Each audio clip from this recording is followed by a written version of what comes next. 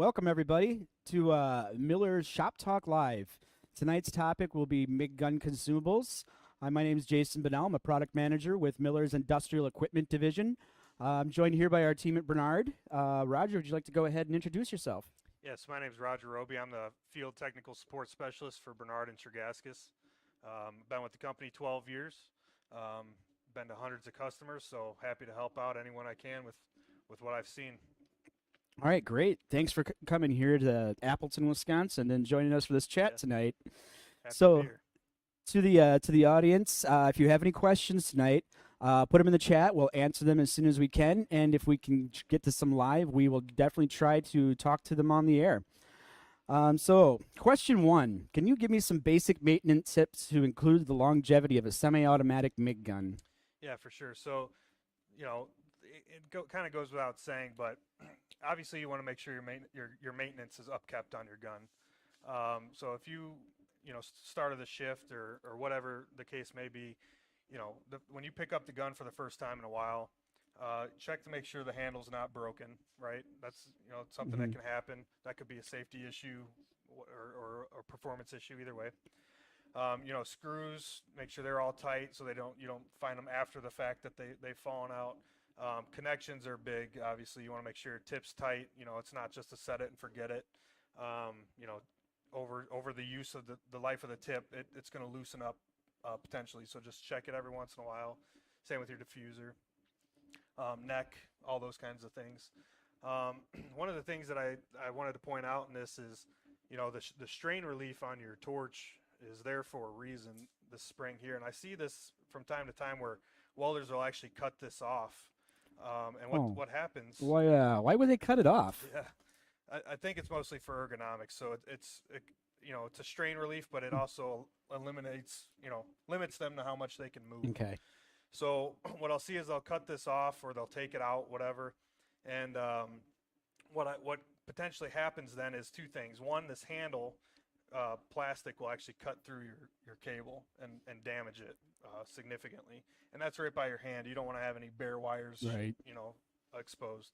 The other thing that I see though is, and probably more common, is that gas tube, the gas flow tube that's inside the cable will actually kink, and when it kinks, now you're gonna have porosity, and you might not think like, oh hey, I'm pinching it off and it's cutting off my shielding gas. So you might be fighting issues while you're welding, trying to understand what's happening. And I've seen that, and that goes even, that's a good thing to just keep in mind, even when you do have your strain relief on.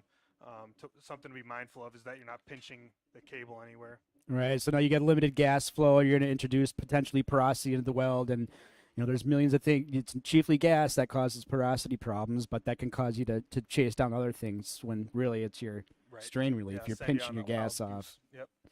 All right. Well, hey, since we're talking about gas flow into the gun, what are some things we should be looking for when it comes to the power cable itself?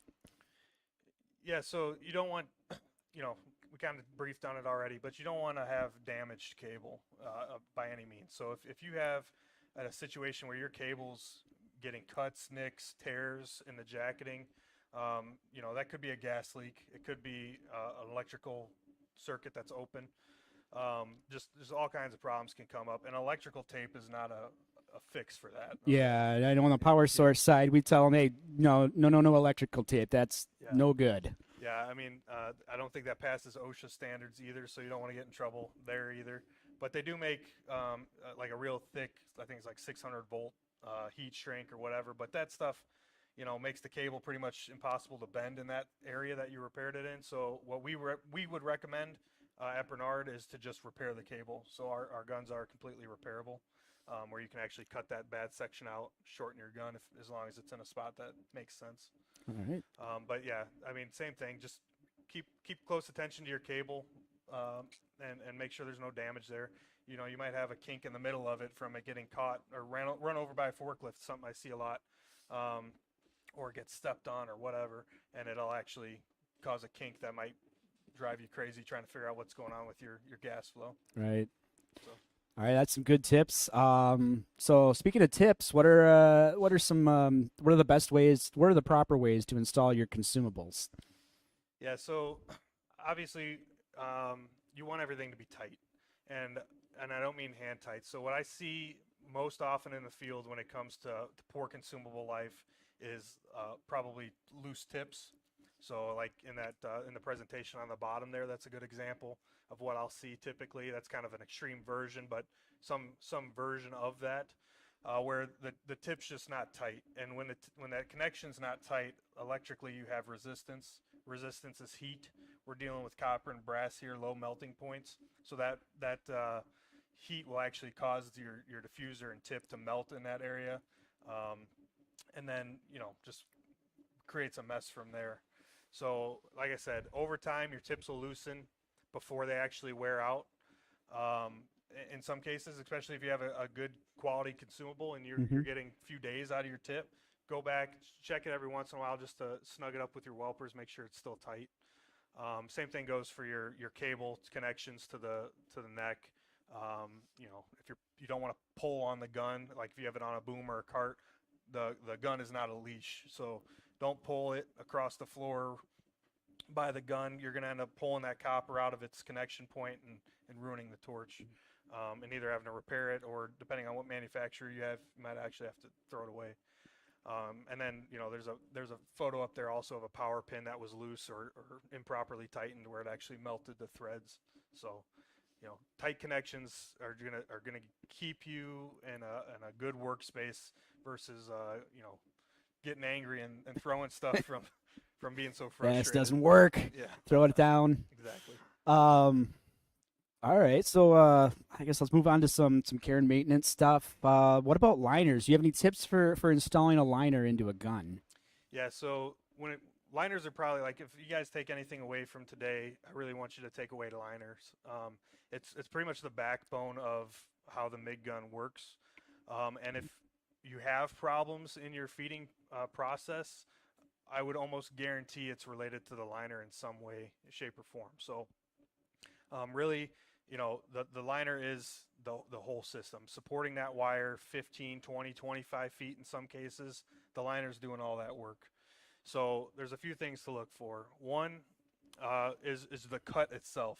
I see guys using welpers to actually cut the liner, and these are not hardened blades, okay? This is a multi-tool. It's got a bunch of purposes, but right here they typically have some sort of cutting blade, which is made to cut your feeding wire. Right. They're not hardened, they're not robust, they're not going to last trying to cut through a thick liner. See, that's good information. I didn't know that about the welpers. I would have just picked them up, cut the liner there because I have them right there. Right. No, and this is what you should use, is some version of these. These are hardened. They have a much more obtuse cutting edge, so they'll stay sharp longer, and you'll get a nice clean cut. So in those pictures there, you can see where a good cut is a nice clean, the liner's still in a good perfect circle as it should be. It looks like there's a burr, but really that's just a cut part. Whereas on the bottom picture, which could have been a welper cut, where the blades were actually dull or damaged, and it bent the coil. It bent the coil first, just trying to pinch it, and then it just kind of gnawed its way through. And by doing that, now you've blocked your feeding path. So as the wire's coming through your liner, it's going to rub on that edge, and you're going to feel the chatter. Burn backs could happen, bird nesting, depending on how bad it is. All those problems that you typically see in a MIG gun process could be caused just from something like that. So, and then on top of that, just cutting the liner in general. So it's an extremely important part in the process is when you install a liner, is cutting it properly. So like every manufacturer probably has their version of how they want their liners cut. But speaking to ours, we want the gun laid out perfectly straight. We don't want any helix twists, and we don't want it coiled up on the ground. And the reason for that is when we put the new liner in, we know that liner is straight. Everything's working together as much as possible. Because as you manipulate a cable, with the liner being independent on one side where you would cut it, it's gonna float. So if you're bending the cable and you're making it shorter and longer, that liner's moving independent from what the cable's doing. So we really need to make sure it's got as much, it's in the same plane as much as possible with the gun. So lay the gun out straight, look at whatever consumable that you're using, what the cut length we recommend is. We're going to preload the liner. So for example, if you want to see an overhead shot here, you can see here where, you know, this gun's laying out straight. You can see how much play a liner has separate from the cable, okay? So when I say preload, I want you to basically take all the slop out and push this liner down. You don't have to force it. Just take enough out of there where you feel that it kind of stopped. At that point, you're going to take that measurement, whatever it may be. Let's just say 3/4 of an inch, for example, which is what our Accu-lock uses. We'll mark that after we preload it, keep our thumb on it. We're going to mark that with a marker or just get our cutters ready and cut it at that mark. And then from there, when we put our diffuser on, and you know, this is a demo gun, so it's not really the same, but when I put that on, I'll feel pressure pushing back on it. And I'm not talking so much that I'm like really pushing this thing. You just want it to fight you a little bit. Right. You just want to be able to feel it. I just want to feel resistance. Yeah. And when I do that and I tighten it down, and then obviously I'll tighten it with my tool here. When I tighten it, now I know that as I manipulate that cable, it's hopefully always pushing pressure into the diffuser so that we keep that liner where it needs to be. Whereas if it was just if I just put it on there willy-nilly and I move the gun around, that liner could be moving in and out of the neck. So that's really the biggest thing I want to emphasize when you're using a traditional style liner. All right. Got another just to follow up on that one real quick. Like, what's the what happens if a liner's cut too short? Yeah, so if a liner's cut too short, it's going to cause all the problems that you see. Basically, you're going to have unsupported wire from however long that distance is. The longer, the worse. And when the wire's moving through the torch, it's actually kind of doing this motion. Mm-hmm. So if it's got let's just say 2 inches. I've seen them halfway down or further than that down the neck before. That seems like a problem. Yeah. Whenever that wire, so as the wire is being moved, right, anything that it's touching along the way is creating a micro arc or, you know, tiny weld. And basically what's happening inside the gun is you're going to get premature tip life, premature liner life, probably have burn backs. You're probably going to feel chugging, erratic arc. You're trying to push that 035 wire 15 feet when it's totally unsupported in a section in the gun. Mm-hmm. It's going to create problems. So that's why I say most of those problems that you see in MIG welding is going to be a liner related issue. So. All right, and you guys just came out recently here with the Accu-lock line of liners, the Accu-lock S, the Accu-lock S conventional, and the Accu-lock R. Can you tell us what the difference is between using an Accu-lock with the locking liner is versus an Accu-lock with the conventional liner? Yeah, absolutely. So this would be our traditional style, right? This is a conventional liner, we call it. It's where you'll load the gun from the front to the rear, and you're gonna cut it off at the front, measure it and cut it and whatever. So what happens is, like I said, even as you manipulate that torch, or if you have somebody that didn't pay attention when they cut it, they just maybe pulled the old liner out, put the new liner next to that liner, used it as their measurement, which I recommend never doing because you don't know how much that cable's grown. Yeah, that's a good thing to mention because that's, I'm a dumb power source guy. That's what I would have done. Like, I'll just cut it to the length of the one I just pulled out. It'll be the same. Yeah, you always want to install it and do it from scratch each time. So, because like I said, the gun's going to grow naturally over time. It's going to stretch. So, basically, what we're going to do is eliminate this by using our locking liner, which is only available in the Accu-lock S system, whereas it's actually going to load from the front of the gun instead of the rear. And it's got this crimped on brass fitting here, if you guys can see that. So with that being crimped on there, when I load this liner through the torch, it's actually going to stop up against the neck. So now I know there's no way that the front of the liner is going to suck into the neck. That problem's totally eliminated. And then once I put the diffuser on, it's also going to prevent it from going forward too. So it's locked at the front end. And then if we switch to the back end, as you can see in that demonstration or that PowerPoint picture there, there's a cap on the back that's actually going to screw onto the power pin on the back side. it has a pretty robust set screw that's actually going to you're gonna snug. You don't have to tighten it too much. You're gonna snug that up against the liner, and then that's actually going to lock it from moving at the back. Because technically we took the problem from the front, Mhm. moved it to the back. So how do we eliminate that problem from happening at the back also? This was the solution. Okay. And I see we got liners in a couple of different colors there. What does that all mean? Yeah, so Bernard's always color coordinated their liners with in relation to wire size. Mhm. So probably the two most common ones are going to be the white liner, which is 035 to 045, and then our red liner, which is 045 to 1/16. And what we did with the Accu-lock system as well, just to reduce confusion, especially for customers that might be using maybe 035 in one spot and 1/16 in another, is that cap is actually color matched to the liner. So the washer Oh. inside there, that's your gas seal, it's actually going to be white for a white liner, red for a red liner, Oh. etc. Nice. That's pretty handy.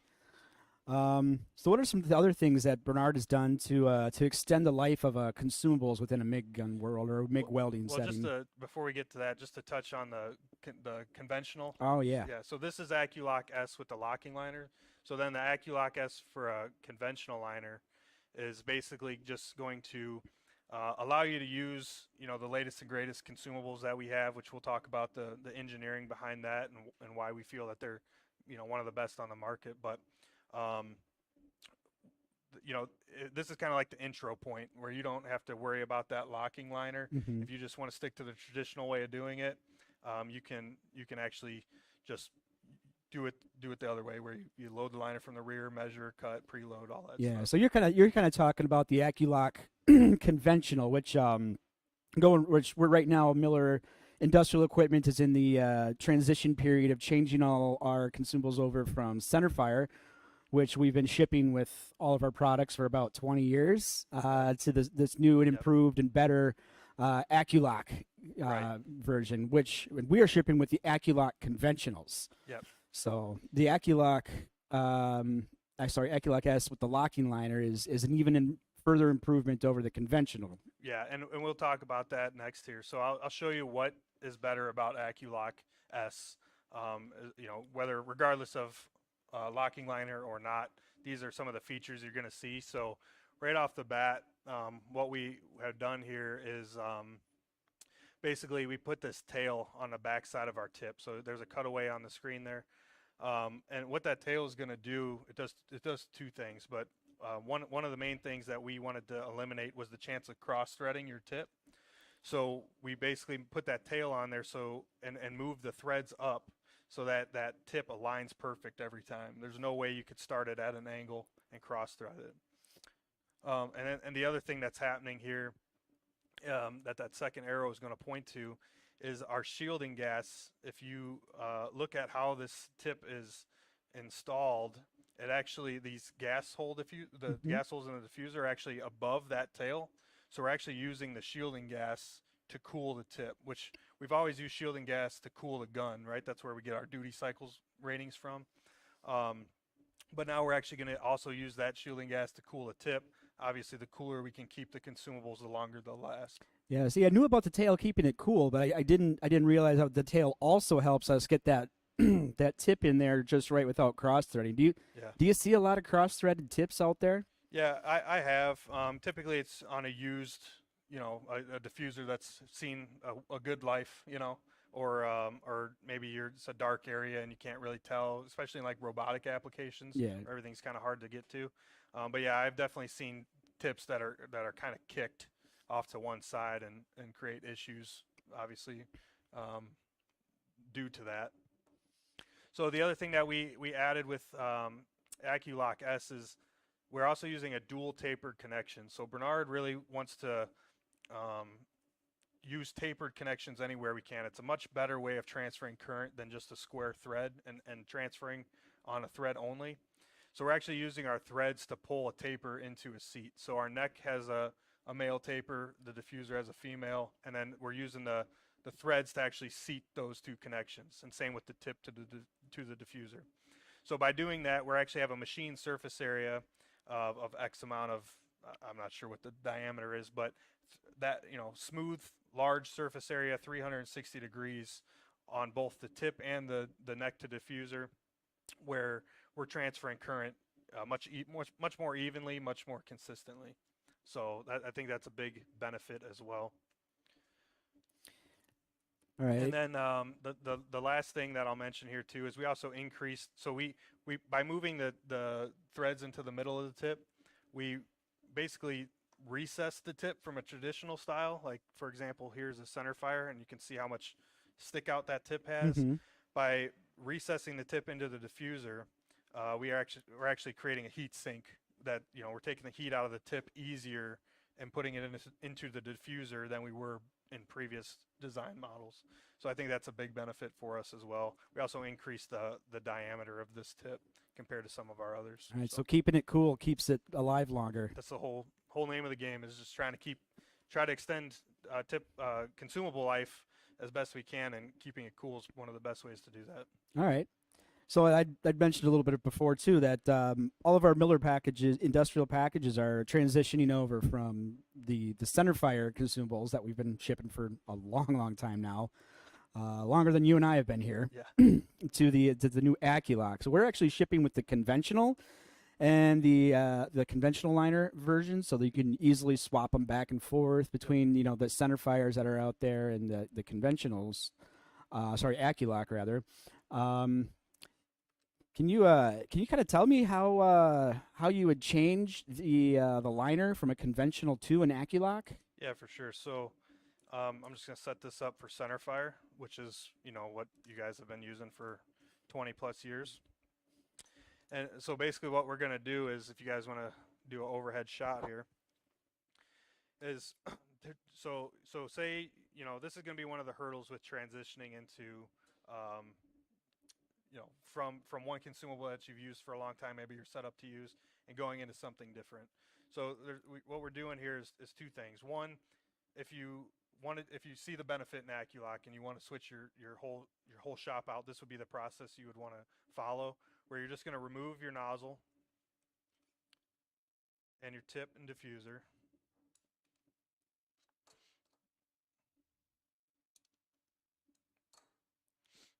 And then we're going to basically change the insulator to work with the Accu-lock, and then we'll use the new Accu-lock S for conventional diffuser. We'll thread that on, again hand tight, and then we're going to snug it. Okay. We'll install our tip. And I should mention, make sure that your liner is about 3/4 of an inch with preload sticking out. If it's not, I would recommend changing your liner as well. So install your tip, snug it as well. You'll feel that taper seat, and then put on your nozzle, and you're back in business. Now, to do it the opposite way, it's just reverse procedure. If you wanted to stick with center fire, it's tried and true, and you want to just keep with what you know, just same thing. Remove the Accu-lock S stuff that comes on the gun, and then you'll probably end up having to trim your liner slightly to work with the center fire. So. All right, it sounds pretty easy and painless to switch over. Yeah, very easy. All right, let's move on to talking about O-rings and why are they important in a MIG gun? Yeah, so it's one of those things that gets easily overlooked, right? The purpose of the O-rings are to keep gas flowing where we want it to flow. Without the O-rings, there'd be gas leakage. One, that's a huge cost to the end user, and two, it could cause poor welding. So some of the things, probably the three most common ones that I'll see, is the power pin itself. Mm-hmm. Taking the gun in and out of the feeder a lot, especially in high industrial applications where they're rotating guns often. Those O-rings can get damaged, and if they do get damaged, versus buying a complete new power pin, we do sell just the O-rings for pennies.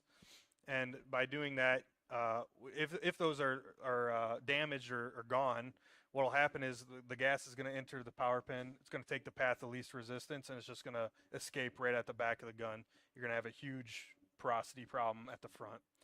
And then for the same thing with the liner. If that O-ring's damaged on the liner, it's going to enter the gun. It's going to, a lot of it's going to escape out the backside. And then at the diffuser, which is probably the most common, what'll happen is that um, O-ring on that, half your gas might come out the nozzle as it's supposed to, the other half might come backwards, and then you might have intermittent porosity again, where you're trying to figure out what's going on. Yeah, you're getting some poor gas coverage there, and you're introducing atmosphere into your weld. Yes. All right. So next question we've got here is, when are consumables considered bad? Do you know? How do you know when you need to change your consumables? Yeah, so starting with tips, I mean, there's the obvious ones, a burn back, for example. So if the wire melted to the face of the tip, obviously you're probably not going to get away from that. I don't recommend taking your tip to a grinder and grinding the end of it off to fix it. I would definitely recommend just replacing the tip. You've seen that? I've seen that. People a are lot. grinding their tips. Oh yeah. Oh, you're kidding me. Okay. I never would have thought of that. Yeah, a few things that causes is, especially in a high industrial application, that probably costs more time to do that than just replacing a tip cost. But also you got safety concerns that happen because you're using a grinder, and then also you're changing your tip to workpiece distance, and that could change your weld parameters. So I would recommend in that situation just toss it, get another one. But some of the common ones here is like keyholing. So when you're when you get a full life cycle out of a tip, eventually it's going to keyhole. That's its primary failure point, right? And you're going to have wandering arc and problems like that. And that just goes for the wire running across it for however long that it actually just started cutting on one side of it. So that would be a true failure. And if you are experiencing that could be good. That could mean you're getting the full life out of your tip. But if you're experiencing it pretty quickly, there could be other problems. It could be bad cast in your wire, could be improper setup, parameters on your machine, just a whole bunch. Drive roll tension is a big one. If you're cranking down that drive roll and you're squishing your wire, that's going to cut it faster as well. Or like, what if I was feeding like a solid wire with a V-knurl drive roll? Would that kill the tip? Set me up there, right? Yeah, yeah, for sure. If you're using solid wire, you should never use a knurled drive roll. That's just going to add a bunch of knurls into the wire. It's just going to act like sandpaper as it drags across through the gun. You'll cut through your liner and your tip pretty quickly. All right, so it sounds like your recommendation for when you want to change your tips, change your consumables life, is you run them to failure. Don't do it on like a regular automatically at the beginning of the shift. Just run them till they're done. Yep, that's what and the value. Gets expensive if you're just changing them because you think they're going to go bad versus when they do go bad. That's an expensive fix. So I would run it till its true failure point, whatever that may be, and then don't just I know after lunch I should change a tip to prevent a burn back later in the day. I would just use it till that burn back does happen. It might get frustrating, but that money adds up, especially when you're a large shop. Yeah. What do we got? What do we have here? Yeah, so basically this is just showing burn back on a wire specifically in those top two photos.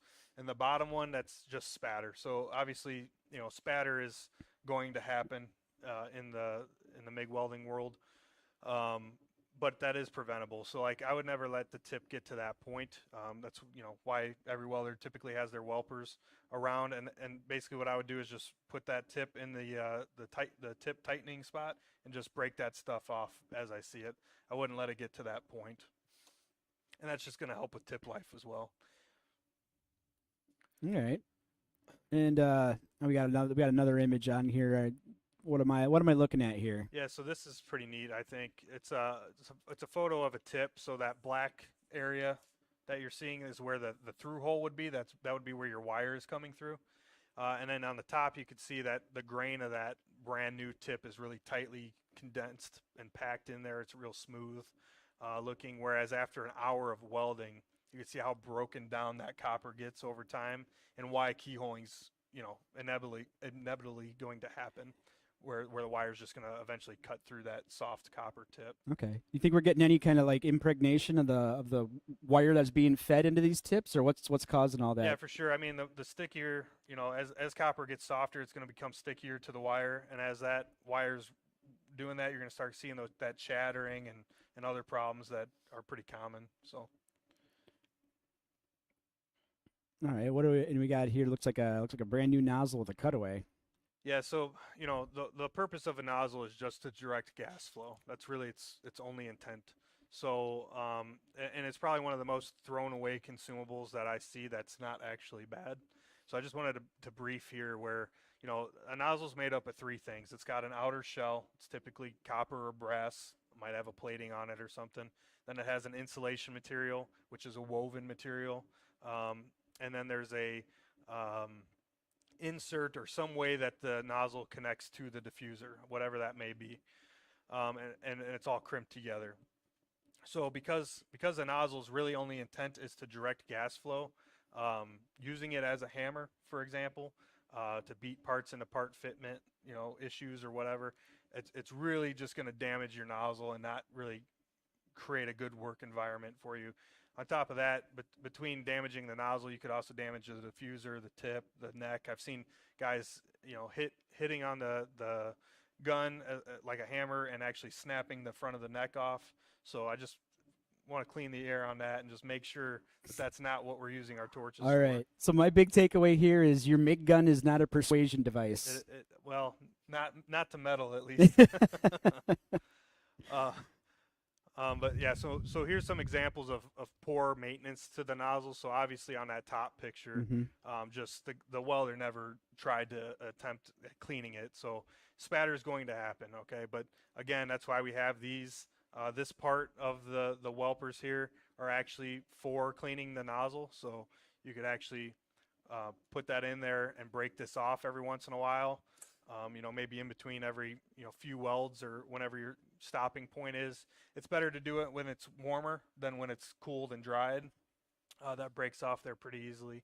And there's anti-spatters and other things that could help contribute to eliminating that as well, as long as they're used properly. Okay.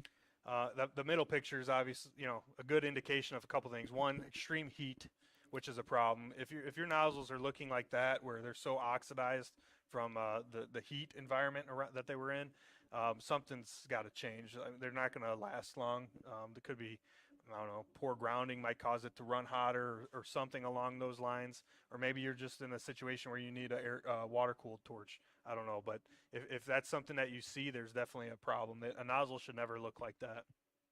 And then obviously it's also been used as a hammer. Yeah. So, you can see what happens. It totally distorts it and breaks it down, falls apart.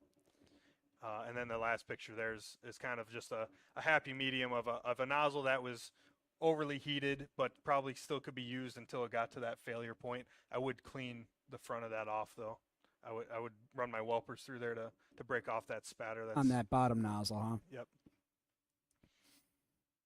All right, and then we got a couple other things we're looking at up here. Can you tell me what I'm looking at? Yeah, so this is just some examples of what a diffuser could cause you. So a diffuser is probably the least used consumable, in my opinion, or it should be. A lot of people will change a diffuser when they change a tip or a nozzle just because, and that's not really necessary. The diffuser is really only there to, one, allow gas to get through to where it needs to go, but also to basically adapt your tip to your neck. That's really its only purpose. It's just transferring current and a way to mechanically fit parts together.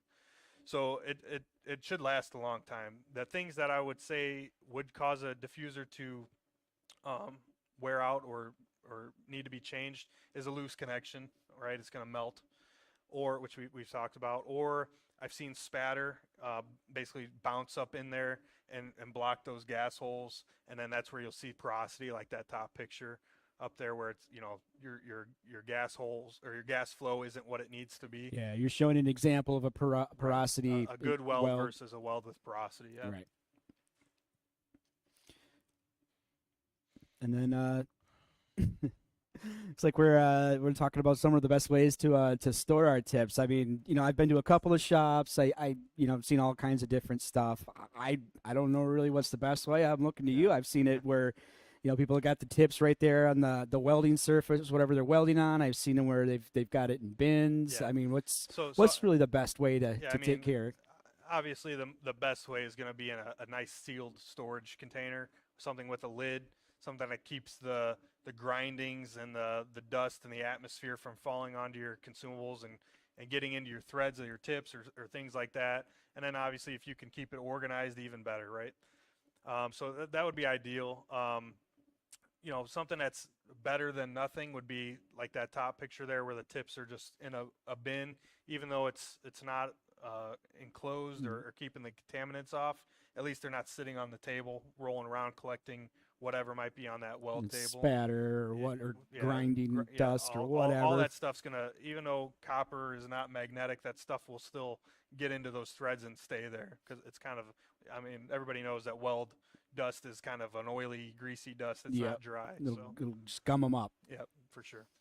And then obviously the worst case scenario is leaving your tips out in the open and just getting, you know, in that picture you can see all the debris in those threads. Those are used tips, but just for an example to see how that stuff can get stuck in there, and then when you tighten it to your diffuser, you think it's tight when it's really not.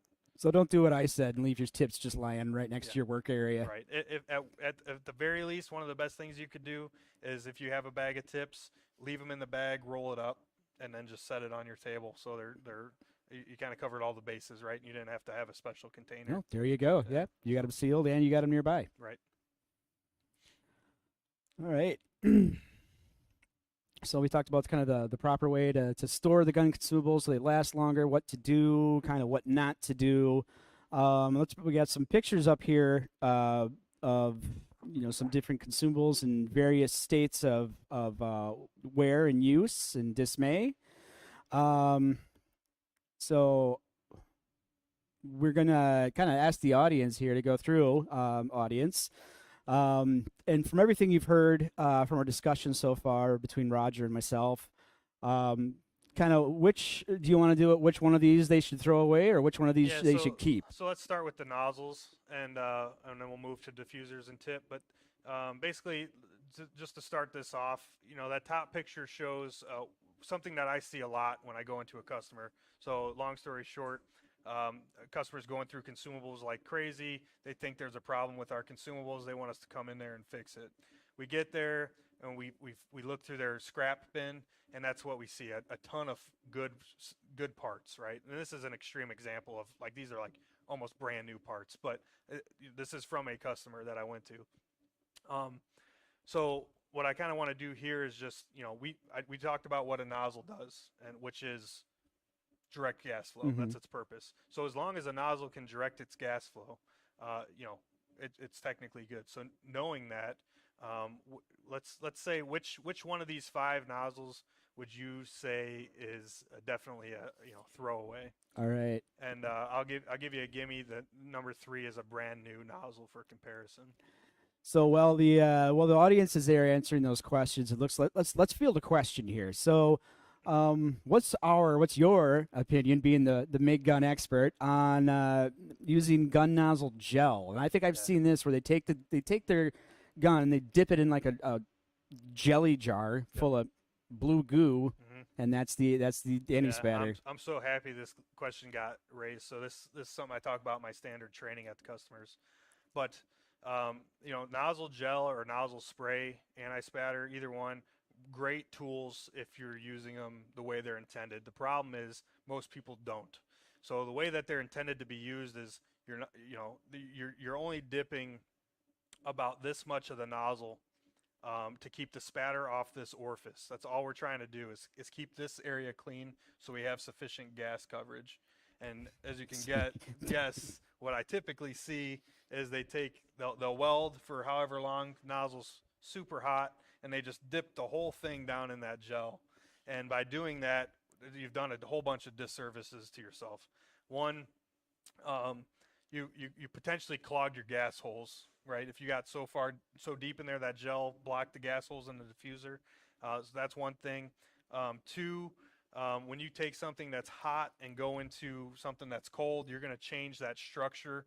Like we showed that tip earlier, you're going to change that structure of the material, and in this case, you're going to actually make it brittle and weak, where the nozzle is going to fall apart faster or crack. I've actually seen them kind of, I don't want to say turn to dust, but they kind of like turn to dust, like they start crumbling.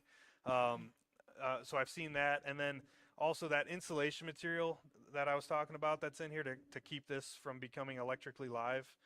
is it's a woven material. So if it gets wet with that dip, it's actually going to start to absorb it, and then it's going to fray Oh. and fall apart. So great question. Happy to answer that one. Yeah, never would have thought about the insulator with the weave Yeah. being a wicking Yep. sub. But it makes sense. Right. So we had another question from the audience. What are some of the best practices to minimize spatter? The best practice is clean parts and good fit up, obviously. So if you have oily parts or bad wire, like with that wasn't cleaned properly from the manufacturer, or just bad fit up, and you're kind of all over the place and you're just throwing arcs and sparks, all that stuff's going to create a significant amount of spatter. So obviously the cleaner and more prepped your area is and what you're welding, the more you're going to reduce that spatter. So Right. And I think if not a welder, I don't have a welding background, but I think there's some welding processes that are naturally just going to create spatter. yeah, for sure. So, and yeah, I'm not a welder either, right? I'm a technician. I'm here to fix problems. To me, a welder is an art, and it's something you got to do every day to be considered a welder. So I'm not saying I'm a welder either, but this is the stuff that I see on a daily basis. So yeah, there's better wires. There's different gas mixtures you can use. There's settings that, like, Miller's great for having all kinds of different parameters to adjust for that stuff. So yeah, there's lots of stuff, but the basics are clean parts, good fit up, and a knowledgeable welder. yeah, and process too, I think is part of it. Like some processes are inherently more spattery than others. Yes, for sure. So if your application allows, I think you can look at potentially changing the process altogether. So well, I see that there's some answers here. So if you answered 1, 2, or 3 as good, great. Obviously 3 is brand new, as I said. 1 and 2 just kind of slightly dirty, right? There's everything looks good on them other than maybe some discoloration. Now 4 and 5 is where there's a tricky one in there. So 4 is really beat up on the end. We can't see it here, but it's really chiseled up on the end. Somebody was definitely beating on it. However, the orifice size is the diameter that it should be. And for that reason, because all I care about is directing gas flow, I would use that until failure. And because it's so chewed up on the end, you're probably going to have a lot of spatter adhesion, more than you would on a nice smooth surface area, finish. But use it until it gets to that point, right? Nozzles are expensive. They could be $15, $16 each. So get your money's worth out of it.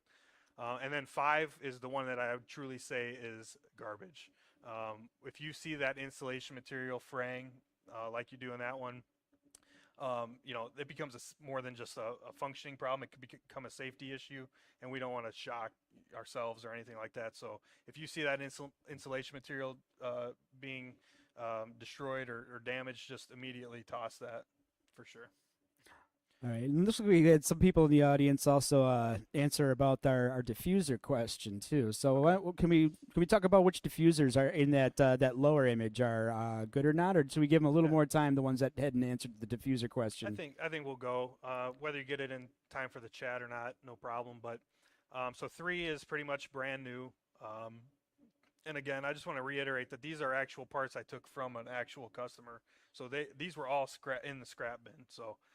This is stuff that we see all the time. 3 I might have put in there just for reference of a new one, but number 1, it's dirty for sure. It definitely has some use, but if you got a close-up view of that tip still looks pretty good. I would use it as is, tip diffuser complete. Number 4, slightly more used, but again, I think everything's good. Maybe I'll change the tip or whatever. But number 2 is the one that's kind of the tricky one. I was going to say, tell me about number 2 there. That one's very discolored compared to the others. That one probably came from one of those cooked nozzles I was talking about earlier. But so you might not be able to tell, but the O-ring is missing from that. So in that case, obviously the first thing I would have to do is replace the O-ring if I was going to use it. 2, what does a diffuser have to do? We got to ask ourselves that question. All it's there to do is adapt the tip to the neck and transfer current. So being that it's dirty on the outside doesn't affect how well it's used. As long as the insides are clean and that connection is tight, we're gonna reuse that. However, that tip I would definitely toss. A cooked tip, just it's gonna fail pretty quickly. So in that's a situation where I would just change the tip. Yeah, so cook tips, cook nozzles. Don't use combustible gas as shielding gas. Yeah, exactly. All right. We have any other questions from the chat that we can dive into, or is that pretty much we wrapped it up? Looks like we don't have anything. Right. Well, I mean, if you guys do have questions, this will be we have a little bit of time left. We're more than happy to answer any that we can. But if you rather think of them, or if you think of some later, you can email shoptalklive@millerwelds.com, and we can answer those questions one at a time in private as well. All right, so let's wrap this up with one final question from me to you. And then we'll see if we get any more rolling into the chat. For sure. So we know no two customers are alike, right? So what would you suggest? Some other solutions that you could offer to help in unique situations or very specific applications? Yeah, so they're like you said it perfect. Two welders could be side by side using the same equipment, doing the same process on the same part, and have two totally different outcomes, right? Welding is an art. Each person's got their own way of doing it. So with that said, a guy who maybe's getting 2 days out of a tip versus a guy who's going through 3 tips a day, what kind of situations could be happening? You have to kind of adjust yourself to what's going on around you. Maybe you need to change the parameters to fit what you're doing versus what that guy had his set to. It's all very specialized, very personal to the user. Unlike a robot where you could program it and it's just going to do the same thing every single time. Maybe the way you hold the gun, you need a tip that's a little more recessed to get you a little further away for that tip to workpiece distance, so you get the right arc length and all that. And we make diffusers that are different, that'll set your tip in different locations based on what you need. Different wires might cause that as well. But there's lots of specialty stuff. So for example, if you're having problems, just talk to your local distributor or sales rep or whatever the case may be about your issue, and you're probably not alone. There's probably other places that we have seen this at and have created a solution for. Some things that I can think of off the top of my head is a cable cover. So something that a problem for a customer may have been ripping through their cable nonstop, cutting it, and just trying to eliminate that. We have a cover that can go over that cable and basically add an insurance to your torch. There's also heat shields, gun hangers. Sticking a gun in a welded piece on the side of your table and then backing into it with a forklift or hitting it with your part that you're bringing into your cell and snapping that neck. That's something that I see. We have gun hangers you can add to your gun and hang it up, like up by your feeder or whatever. Yeah, so there's lots of solutions out there. Okay, yeah, I think I've seen those, but it's just a little hook. Yep.